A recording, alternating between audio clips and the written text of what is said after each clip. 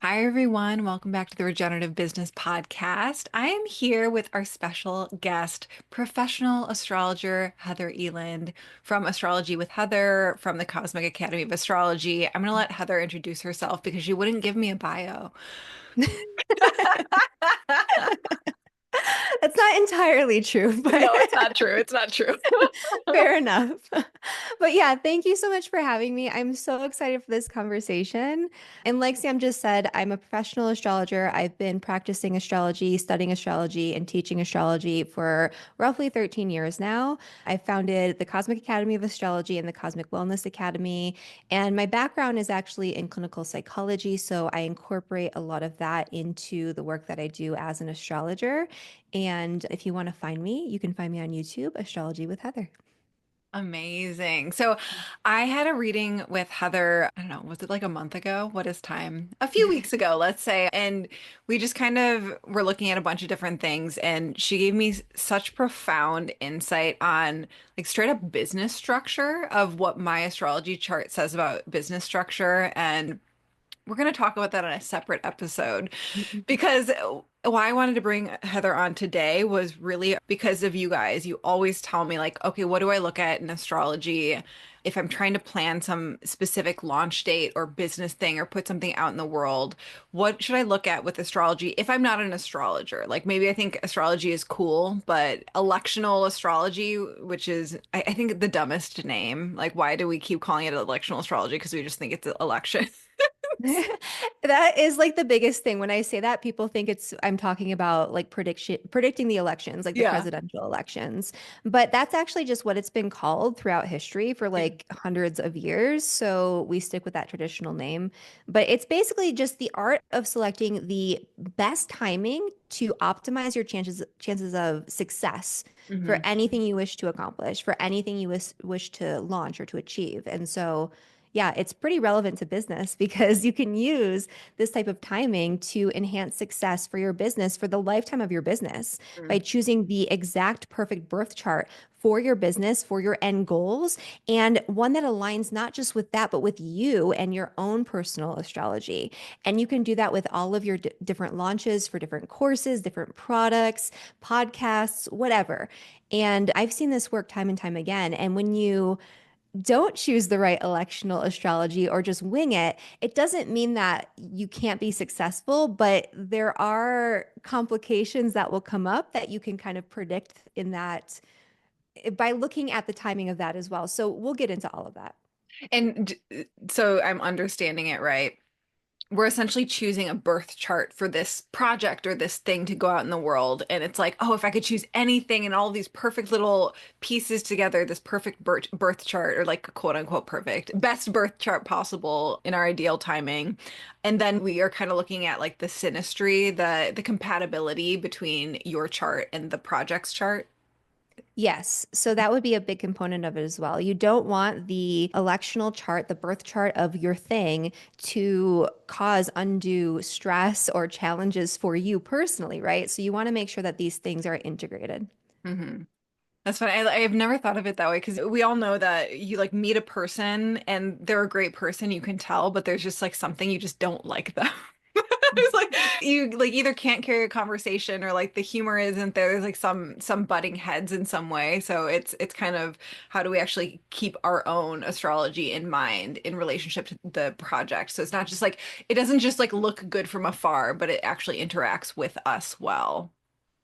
Yeah, absolutely. And like you'll watch these more general astrology forecasts, like the ones that I do, Mhm. and it might say, like, oh, this is a really great time for all sorts of things. Like in the general astrology, the general themes might portray that. However, for each individual person, we have individual birth charts, and it's very complicated and nuanced the way that the astrology interacts with your birth chart.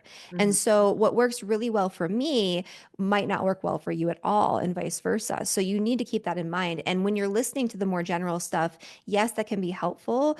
It is a good starting point, but it's not going to give you the precision of knowing, like, is this truly right for me personally?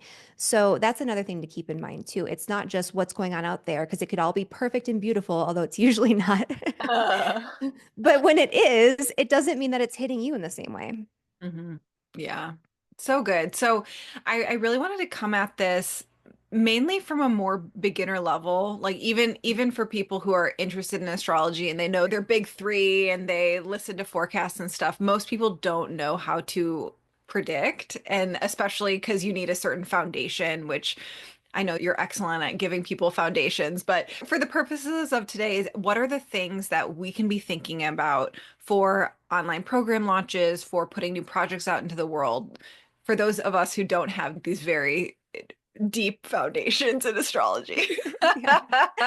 Absolutely. And like I don't say that first part about like the nuances and the complexity to scare people. I just want everyone to know that it's more than just like, the sun is in this sign and Mercury Yeah. is in retrograde. Like it is more complicated than that, but there are things that you can start doing at a very basic level just by looking at the moon that can make such a difference. Like Mm. I would love if every single person listening to this would just choose a month or just start right now and for 30 days just launch their things in time with the moon. It could be even just like important meetings, putting out a new like email or a new blog post or a new podcast episode, just looking at just subtly aligning it with what the moon is doing and just see how that changes your month and see how that changes your results because chances are it's going to move things in a positive direction. And by that you mean like put something out on the new moon?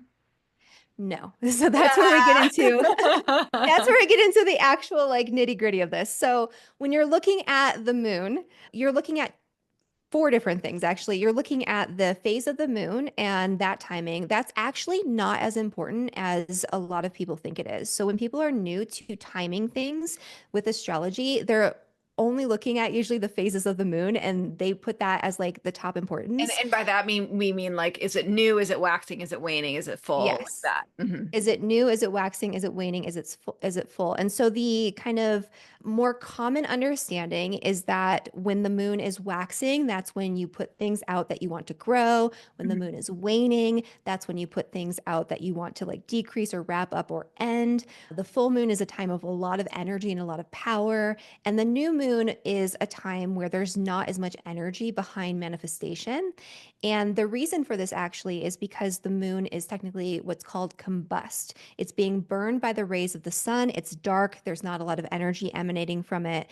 And so when the moon is in this state, it doesn't have the ability to manifest things in physical reality. The moon in traditional astrology, believe it or not, is actually a relay station for the energies of the other planets in the solar system. What do So you mean it by takes the that? energy. Tell me more. I'm about to explain that. I know that sounds weird, but so basically, it takes the energies and the significations of all the other planets and it transmits them down to planet Earth into physical form, into our reality. And so, the traditional understanding of the moon is that that's part of its job. And so, when the moon is dark and when it's combust, when it's burned by the rays of the sun, it can't take things and physically manifest them in the same way. And so this is a period of internalization. This is a period of reflection. This is a period of reflecting on what has worked or not worked in the previous lunar cycle and thinking about what you want to start creating moving forward, but not actually starting it because that energy is just not there. And that is the most important thing to consider when it comes to moon phase.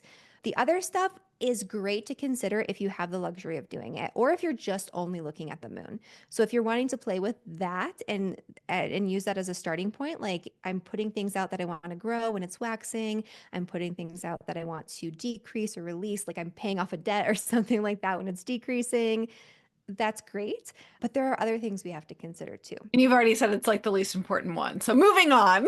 Yes. But it's the easiest, right? It's the easiest. It's the lowest hanging fruit. Everybody can do it. You can just look at the sky. You don't even have to have like a lunar calendar. But for those who want to go a little bit deeper, there are very like inexpensive lunar calendars that have the astrological signs and the void of course moon periods, which we'll talk about, and the aspects between the moon and other planets that you can get from basically anywhere. Like go on Amazon, search it. You want one that's just going to have like all of the lunar phases, the lunar transits. That's basically all you need. So from there, if you have that calendar, what you're looking for is, well, a couple of different things. You're looking at the moon being in a certain sign but not being void of course. So that's step one. It will say on the calendar when it's void of course, it'll say VOC. What Mhm. void of course means is that the moon is transiting a certain sign, but it's past the point of making any aspects with any of the other planets in the solar system while it's in that sign. So it's basically the time between the last aspect it makes in that sign until it moves into the following sign.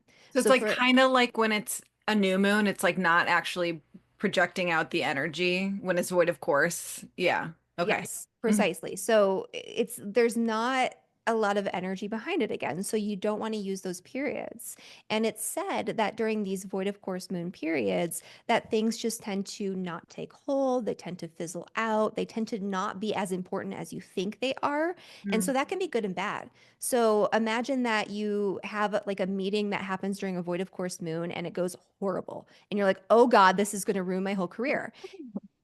Well, you can like kind of sit knowing that it's probably not like it's not going to amount to what you think it's going to amount to. And that's the basic signification of the void of course moon.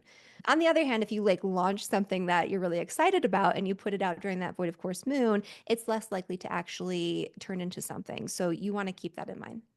So what before you go deeper into this, do you have favorite journals or digital calendars that you use for this sort of thing?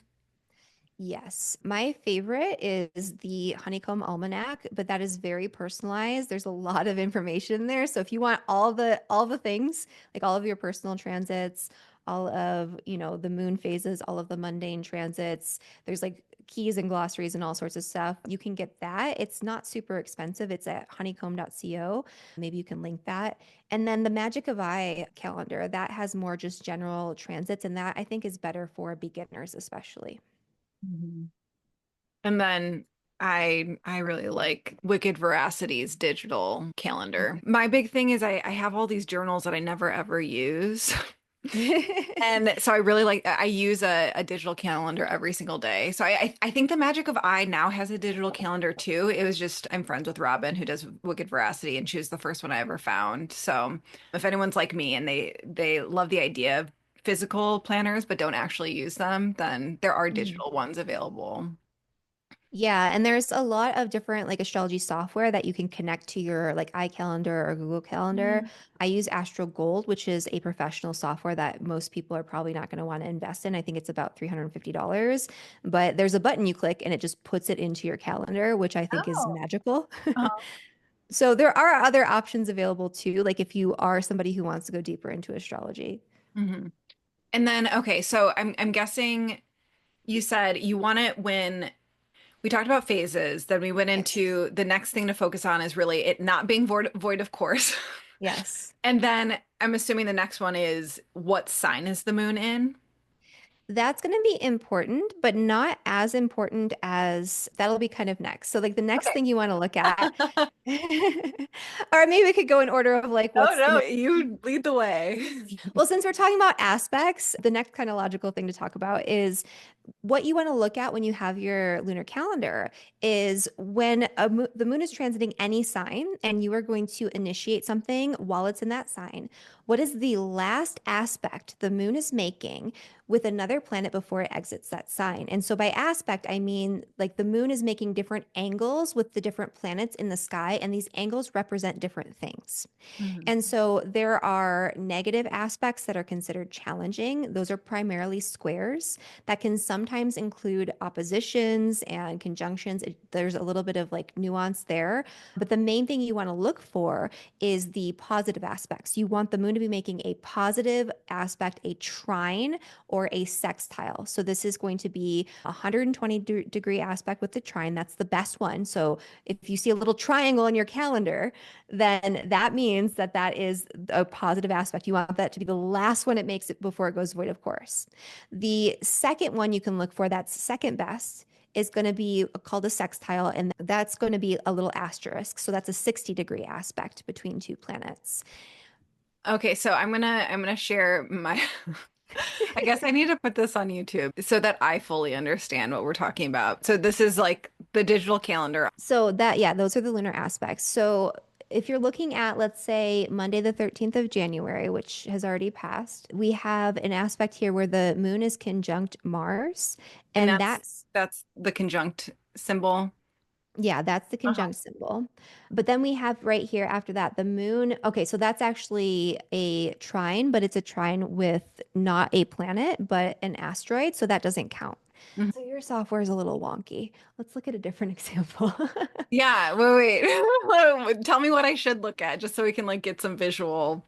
So you want to be looking at aspects between the moon and actual planets. So the planets are So like the this one is would be yes, that that's is going to sextile? be sextile Yeah. Jupiter. So moon sextile Jupiter, any little asterisk is a good one. So if that were the last aspect the moon was making before it moves into the next sign, that is a very good thing because Jupiter is the great benefic planet.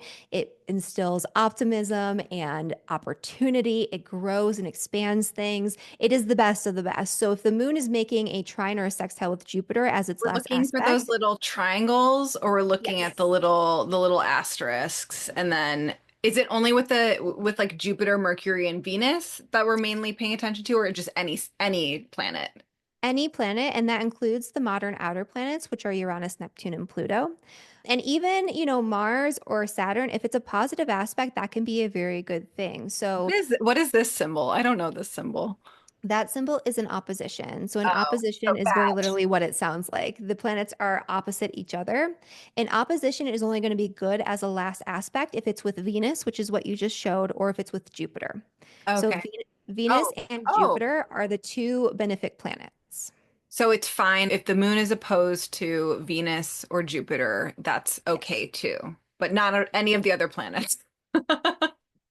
Well, for the sake of keeping it simple, we'll say no. Like Okay, great. playing it safe, just Jupiter and Venus, and conjunctions between Jupiter and Venus too, which would be a circle with a little tiny line. Okay, everyone, you just need to go to YouTube apparently and watch this because I'm just looking at symbols on my digital calendar with Heather, and it's not going to make any sense if you're listening to the podcast. But that is Well, so it's like click on that one right there. So go down a little this bit. one, So on this Monday, one. January 20th, Yeah. that purple right there, that's with the brown. So that's the last aspect the moon is making before it goes void of course. That's always going to be with that void of course moon. The void of course moon starts exactly when that aspect ends. So And so this moon is going to be square Mars, that's bad, right? that is really bad because Mars and Saturn are the two malefic planets. And so if you have squares to Mars or Saturn, that's the worst time to initiate something.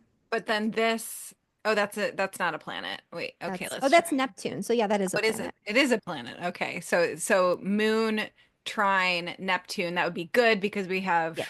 trine. And Okay. that's on the 23rd. So that's so the reason for this is the last aspect the moon makes before it leaves the sign it's in indicates the outcome of the thing that you initiated. And this works like almost every single time, very spot on. So you want the outcome of the thing that you initiated to be positive. That is probably going to be your primary goal with anything that you're initiating. Okay, So this is super important. clarification. So if, okay, let's say I'm like, oh, I really want this. Let's say this one is the best. I'm sure that we could have found better things, but just for Mhm. the sake of, let's say this moon trine Neptune on January 23rd, like this is the best thing ever. Would I be launching before or after this? Before. Before. So like right before or at the moment? Anytime while Anytime the before? moon is in the sign that it's in. So that the moon Okay. is in what, Scorpio at that time, it looks like? Yeah. So anytime the moon is in Scorpio, that entire like 2.5 day period, Hmm. the outcome is that moon trine Jupiter.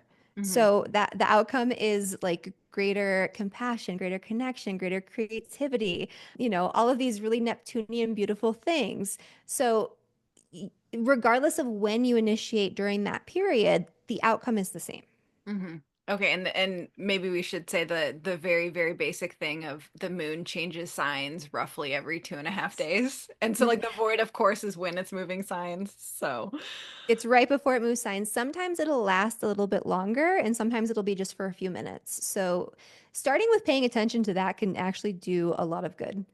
and so from what I'm hearing, correct me if I'm wrong, I'm paying this thing right here, the trining or the sextiling of planets is more important than the sign that the moon is in before or after. This thing is the most important in this Correct. case. Okay, great.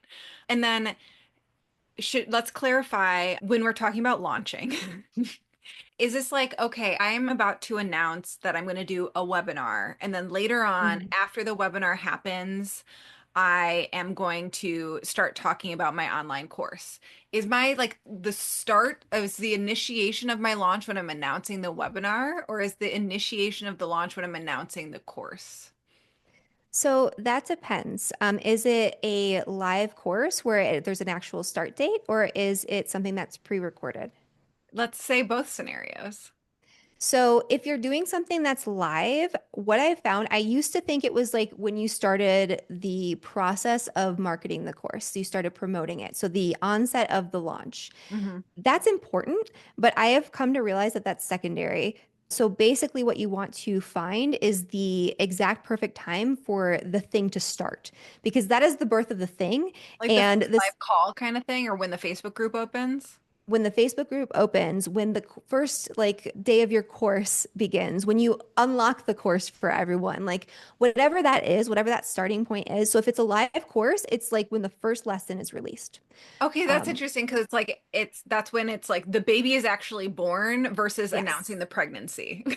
Yeah, exactly. Exactly. And I, for so long, did it the other way. And it worked well enough because, like, announcing it is still important. You want that to go well. You want people to be like, yeah, I'm super excited about, that thing that you're giving birth to, be it, a child or a course.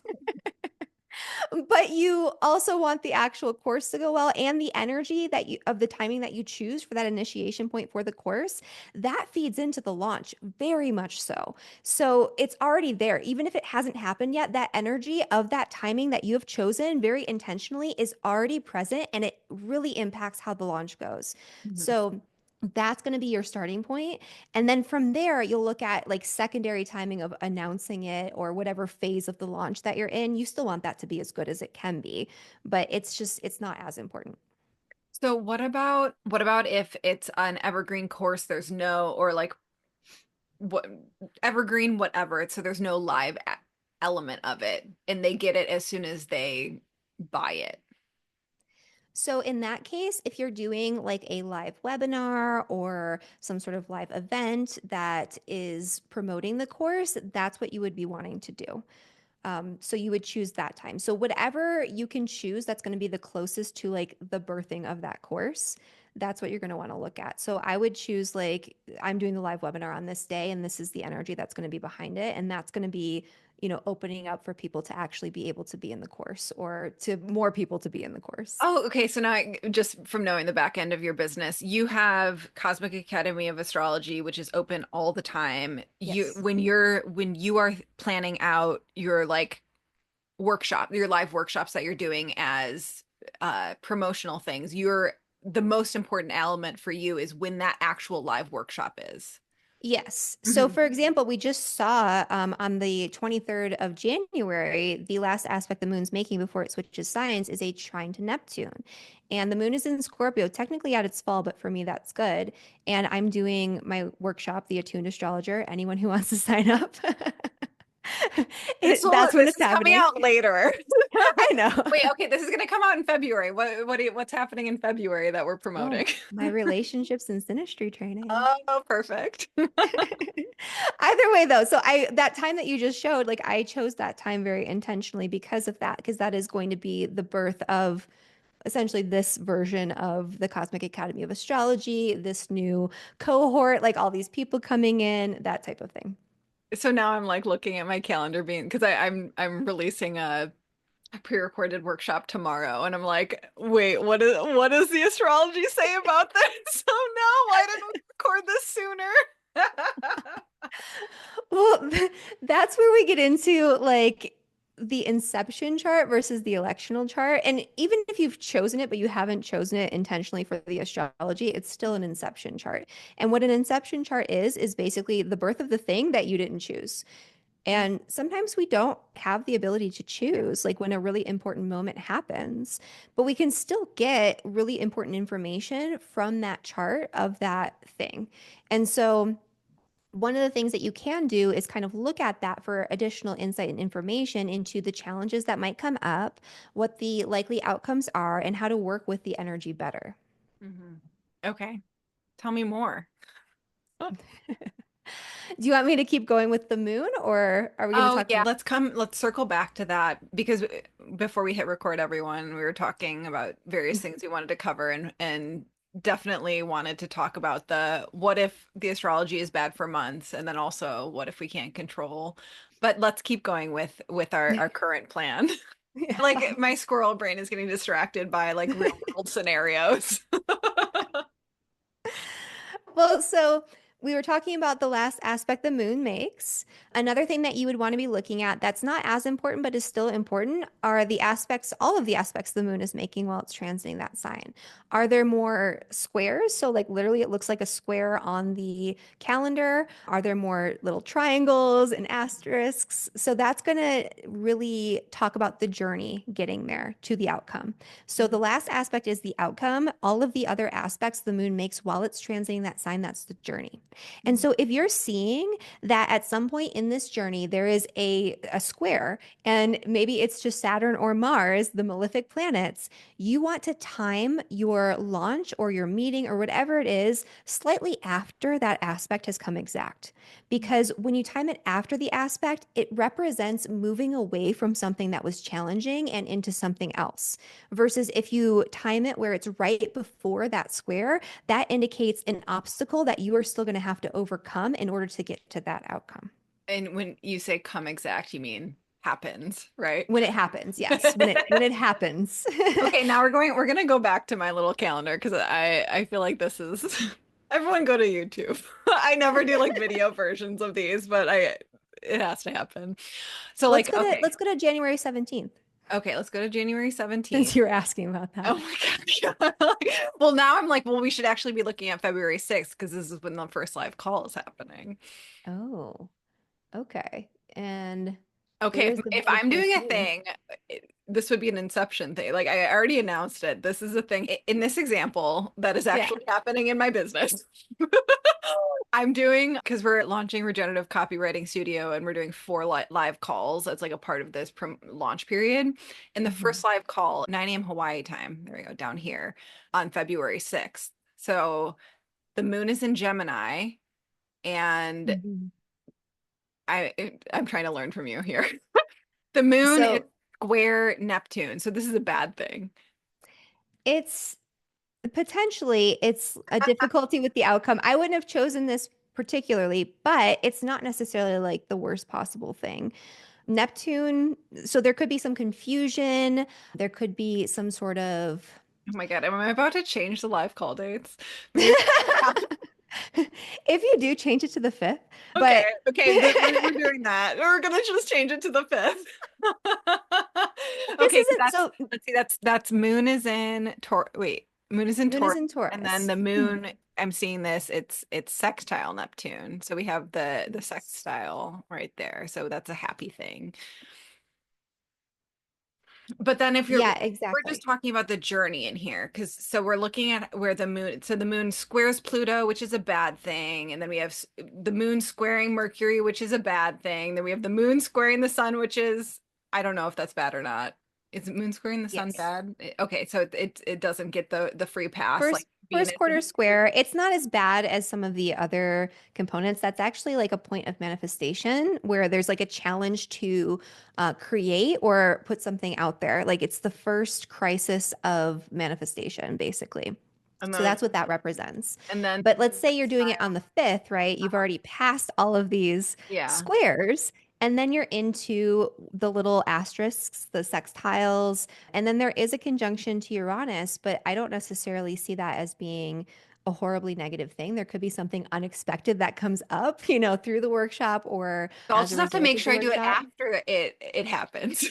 And you can do that too. You can, if you're scared of that Uranus, like you can absolutely do that. But, Uranus, it brings things that are unexpected in all directions. Like it's not necessarily good or bad, it's just surprise.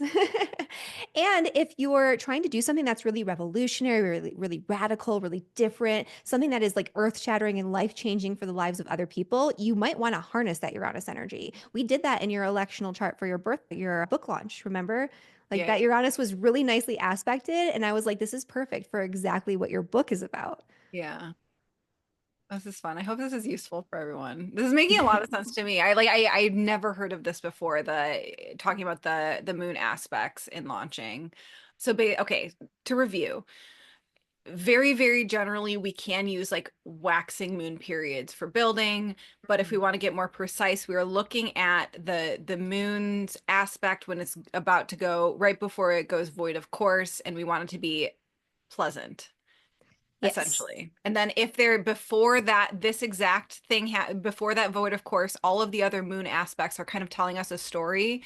And ideally, we're having our launch thing happen after all of the bad stuff happens. That's what you try to do, but even if you have to do it and then there's like some squares after, it's not like the worst thing that could possibly happen because you know the outcome is going to be positive. So whatever comes up is going to be surmountable. Okay, perfect. And then finally, you would be looking at the sign. Okay. And when we're ranking, Yeah. the most importance is the aspect right before it goes void, of course. Yes. Would secondary be the sign of the moon? Like, what is the secondary right after that? It kind of depends. So I look at the sign of the ascendant at the time of the launching of the thing as being way more important than the sign of the moon. But it's always helpful to have the sign of the moon match the thing that you're launching. Uh-huh. So, for example, if you are launching, let's say, a course on massage therapy, Uh-huh. Taurus would be, something that's very associated with the body, body work, luxury, like actual physical touch, that sensation. And so putting the moon in Taurus would be helpful for that, right? Mhm. Versus putting the moon in like, I don't Mars. know, like putting the moon with Mars in Aries and like having a really painful massage, right? So like, yeah. Or that's a more active time, right? It's not necessarily as chill. So yeah, you want it to kind of match the theme of the thing that you're launching. That would be another thing if you're just looking at the moon. But if you were to rank it, like last aspect the moon makes before it moves into the next sign, that is the number one thing. The secondary thing would be like looking at the journey and also not doing it when it's void, of course. Mhm. And then from there, you could look at moon sign, moon phase. Those are about equal. Like they're, But you were saying like if we're not just looking at the moon, we're also trying to think of the ascendant of the chart, and we would just yes. we would have to pull up some sort of chart reading something for that, In right? which case, yeah, because the ascendant's going to change like minute to minute, hour to hour.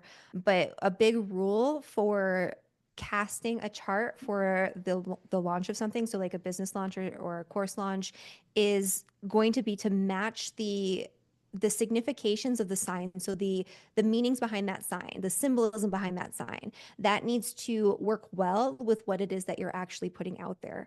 Mhm. So like a fitness guide would be different than your massage course. Exactly. So, like a fitness guy, you might think Aries, right? Or Virgo. A massage course, you might think Taurus. There's more nuance to it than that. Like, you can use planets to kind of work with the energy too. Like, even if it's not in the sign that you want it to be in, that planet could signify something really important or that matches the thing that you're launching. And you could put that planet with the ascendant. But this is kind of more nuts and bolts of Yeah, yeah, actually yeah. casting a chart. So have like beyond, because you mentioned Astro Gold. I'm assuming that's what you personally would use for Mhm. but for like us beginner non-astrologer people, is there a chart service? Is that chart reading service? Is that what I would call it? I don't know. Usually Yeah, it's you just recommend a software, yeah. software. There you go. But yeah, I use astro.com. I still use that Okay. alongside my Uh-huh. paid software. It's free. It's my favorite. That's what I teach for all my students because Okay. it's really accessible. They don't have to spend hundreds of extra dollars on software unless they want to.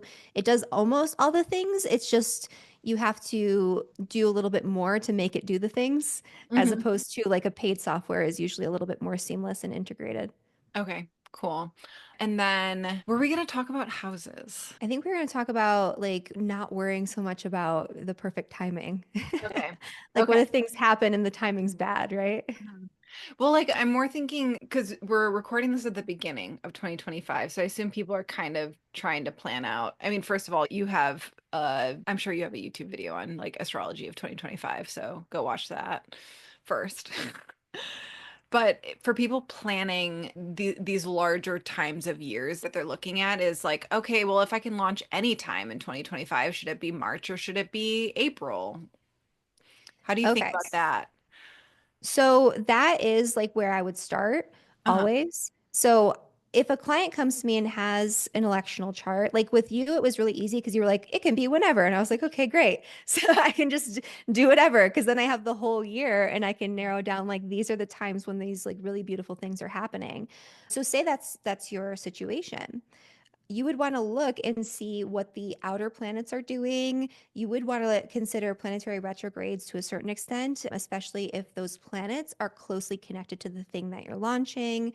You would want to look at things like the eclipse season and the eclipses, because eclipses in particular can make things really unpredictable with the outcomes, because the eclipses give you not what you want, but what you need, what your soul needs for its growth and evolution.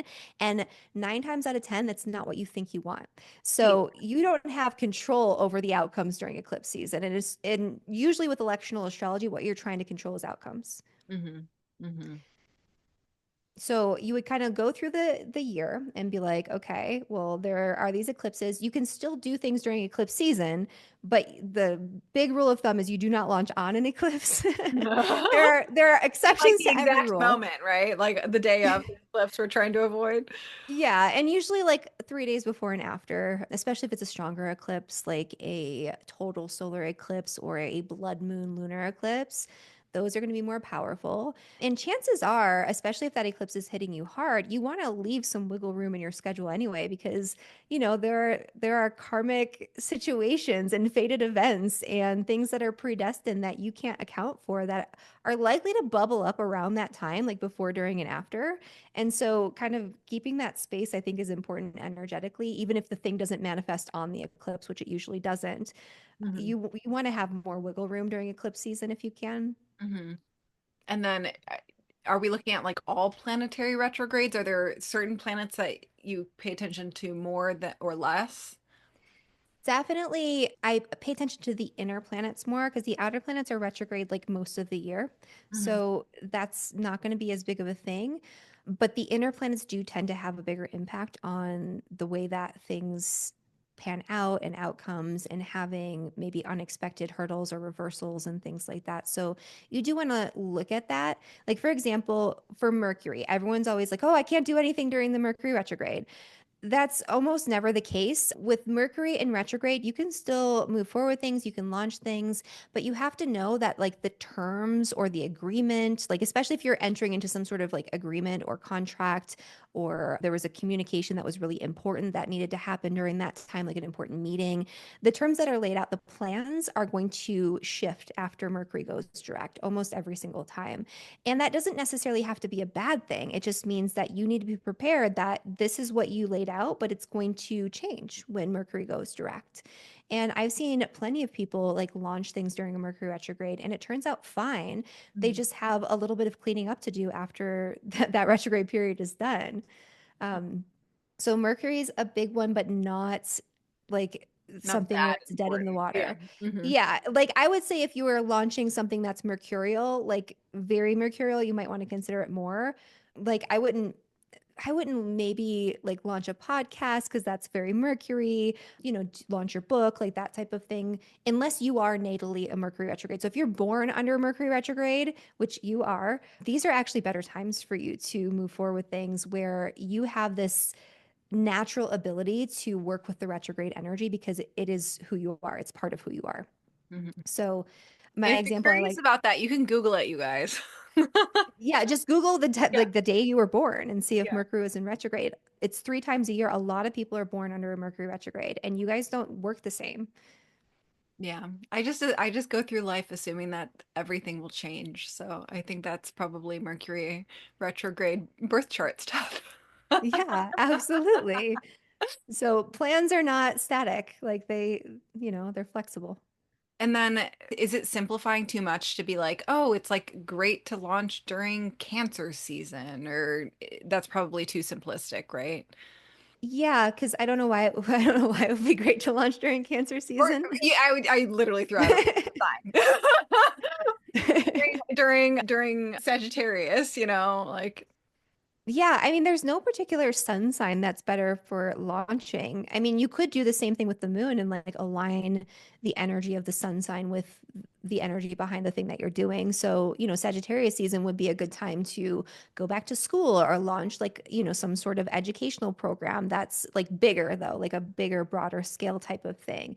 It's a good time for like travel and things like that. So, planning travel. So, those types of things could be true, but like there's so much else going on in the astrology that is just such a small portion Mhm, of the whole picture. mhm. Okay, so circling back to electional charts versus inception charts, can Mhm. we, I feel like the word inception is really messing with my head of like what are we actually talking about here? So can we just like drill in a little bit? So, an inception chart is basically a chart for the onset of something, the initiation of something. So, you can look at the inception chart for your relationship with your husband. So, the first time you met would be the inception chart for that. You could look at an inception chart for like basically anything. Like if you purchased a home but you didn't actually do it electionally, then you could look at that as being an inception chart. It's Mhm. really the start of something that you didn't specifically choose intentionally or that just sort of happened to you, especially the things that just So happen all to of you our by natal chance. charts are inception charts. They are like our natal charts are inception charts. They're the inception of us. Uh, And yeah, so there's so many different inception charts. So basically, if something has happened, an event has started in your life, and you want to understand like the nature of that event, how it's going to unfold, the potential outcomes, and how it impacts you, you would look at the birth chart of that event if you have the exact time for it, which not everybody does, right? You can look more generally like it was this day and still get some good information, but it's best when you're like, this happened right at this time and you make note of it and you're like, I'm going to look at that later. I'm going to have my astrologer look at that later. or it could be in the future, kind of like with my workshop tomorrow, where I was not intentional with the time. I just picked a random date and time. Yeah, And so that would be an inception. So, but I can kind of glean information of how things will go based on what was already chosen. absolutely. Yeah. And so that's one thing. The other thing is like, you really don't have to, with electional astrology, with choosing timing for initiating things, some people go overboard with this. Like, you can't specifically pick timing for every single thing, and you shouldn't. Like, you don't need to time, like, I'm going to have breakfast at this time because the moon is, in the sign of Virgo and it's trining this. Like, that's insane. I'm going to send this letter at this time. I'm going to do every single thing timed by the astrology. Because some people will do that and they'll go too far with it. And that's not necessarily helpful. And you just can't do it. You have to kind of let life do its thing. Electional astrology is only for the really, really important stuff. So Mhm. if it's like a big monumental event in like the story of your life, then that's what you're going to use electional astrology for, like a wedding or a course launch or a business launch. Mhm.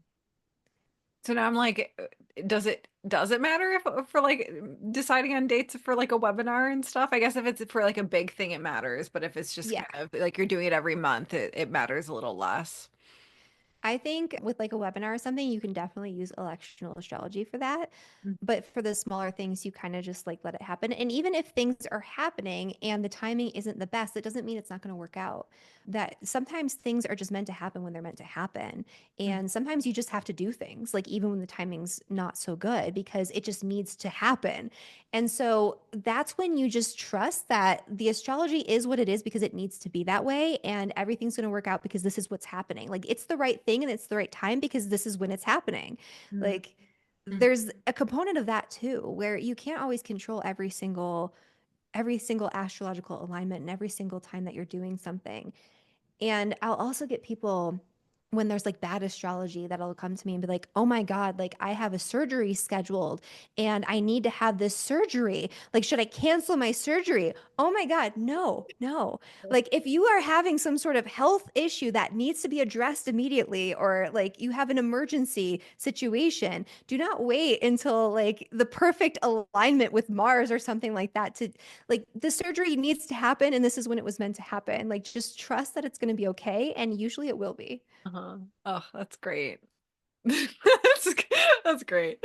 And it sounds like from what we talked about today, that one little piece of the lunar aspect right before it changes signs, right before it goes void of course, that's like it opens up a gazillion different options Mhm. throughout, like what, 15 different options throughout the month of like, is this good? Is this bad? Is this better? Is this worse? So it actually seems like that kind of answers the question of like, but what if it is like, what if the all the astrologers say that like all the astrology is bad right now? You can still make things quote unquote better by looking at these lunar aspects.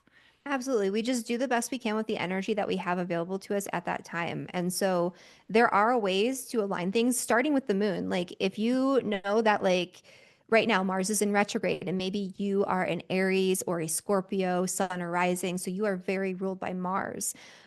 This might be a more challenging time to get things off the ground, but you can use that information I just gave you about the moon to give you a leg up to make things a little bit easier. And when you actually cast a chart for these things, you can very precisely mitigate the negative influences. So it's not that the challenges won't happen. Mhm. They are likely to still come up if things are really wonky and it's hitting you really crazy. But what you can do is provide outlets for opportunity, outlets for solutions that wouldn't otherwise be available by choosing that precise timing. Mhm. Oh, so good. So this was amazing, Heather. I'm really excited about this. This feels really, really tangible and doable. Everyone definitely watch the video version of this. Because I think at least it makes more sense to me to like see it on a calendar and see the little symbols and how that works. You have hundreds of videos on YouTube. Do you have any specific ones you would point people to if they want to know more about what we talked about today? So I have a very specific one about planning by the moon. Mm. It's literally just called Planning by the Moon, so you can search that. And I have another one that's about electional astrology. And if you guys want to go even deeper, I have a mini course on electional astrology as well. So you can kind of find that on my website. But yeah, there's a lot of different resources, and I have a few of them for you.